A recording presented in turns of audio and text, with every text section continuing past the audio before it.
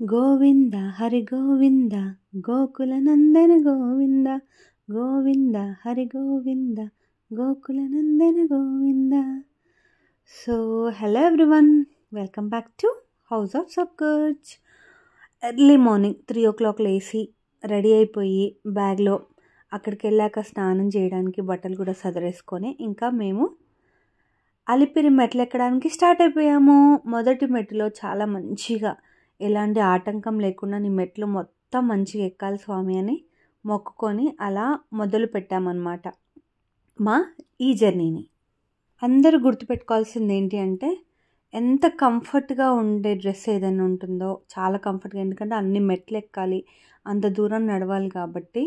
So అలా comfort ఉన్న dress వేసుకొని నడవండి. అండ్ కంపల్సరీ అబ్బాయిలు కానీ అమ్మాయిలు కానీ ప్యాంట్స్ వేసుకునేది కంఫర్ట్గా ఉండేటట్టు చూసుకోండి, ఎందుకంటే రాసుకుపోకుండా ఉంటాయి కాబట్టి, జర్నీ అనేది లాంగ్ డిస్టెన్స్ కాబట్టి. అండ్ ఇంకొకటి, మనం అక్కడ స్నానాలు చేయాలి అనుకుంటే ఏవైతే అలకగా బ్యాగ్లో ఈజీగా మనకు బరువు అవ్వదు అనుకునే డ్రెస్సెస్ ఉంటాయి కదా కొన్ని, అలాంటివి ప్యాక్ చేసుకోండి, అదొకటి.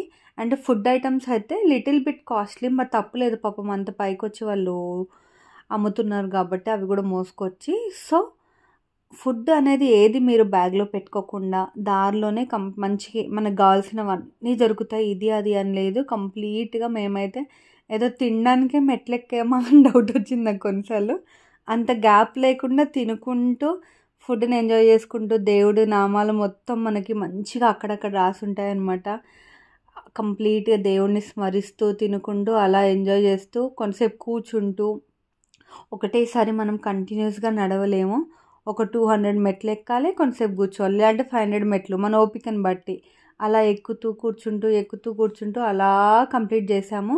చాలా వరకు ఇలా బోర్డ్స్ ఉన్నాయి. ఇంకొక విషయం ఏంటంటే, మనకి ఇప్పుడు నైట్ మెట్లు ఎక్కడానికి అలౌ లేదు.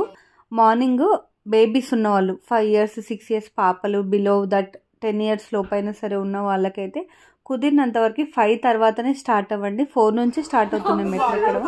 వాళ్ళు బేబీస్ ఉన్న వాళ్ళు మాత్రం 5 తర్వాత స్టార్ట్ అవుతేనే బెటర్ అనమాట. ఇక్కడ నేను ఏం చేస్తున్నానో తెలుసా, పాలకోవా అమ్ముతున్నాను. మస్తు అనిపించింది, డిఫరెంట్.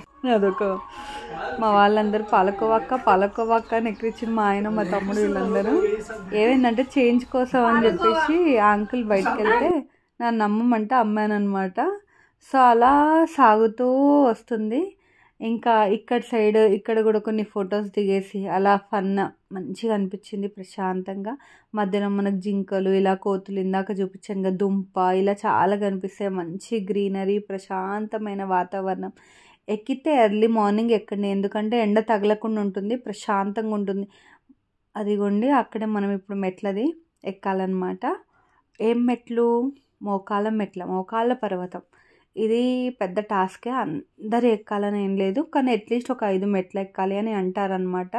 సో నేను చాలా కష్టపడి దేవుడిని స్మరిస్తూ ఒక 5 మెట్లు మాత్రం ఎక్కగలిగాను. బట్ మా తమ్ముడు ఆల్మోస్ట్ 150+ 200 వరకు ఉన్నాయి, వాడు మొత్తం మోకాలతో ఎక్కాడు. నా బిడ్డ కూడా ఆల్మోస్ట్ ఒక 50 to 80 ఈజీగా ఎక్కేసింది మెట్లు. అప్పుడు కూడా నేను వద్దే తల్లి, మిగతా మెట్లు అన్నీ ఎక్కాలి కదా, మళ్ళీ నొప్పులు అయితే మేము ఎత్తుకోలేమని చెప్పేసి అంటే, సర్లే అని మా కోసం అని ఓకే అని లేచింది తప్ప, మొండి పట్టు మా ఆమె ఎక్కుతున్నా నేను ఎందుకు ఎక్కొద్దు అంటది. అండ్ ఇంకొకటి ఏంటంటే, ఇది ఆల్మోస్ట్ 3600 and change మెట్లు, 10 kilometers తోవ. మనకి ఒక్క దగ్గర కూడా మేము దాన్ని ఎత్తుకుంది లేదు, కంప్లీట్ అదే నడిచింది పాపము. ఇంత కూడా మమ్మల్ని ఇబ్బంది పెట్టలేడు, దేవుడు ఉన్నాడు కాబట్టి అనిపించింది నాకైతే. నిజంగా ఆయనే చూసుకున్నాడు.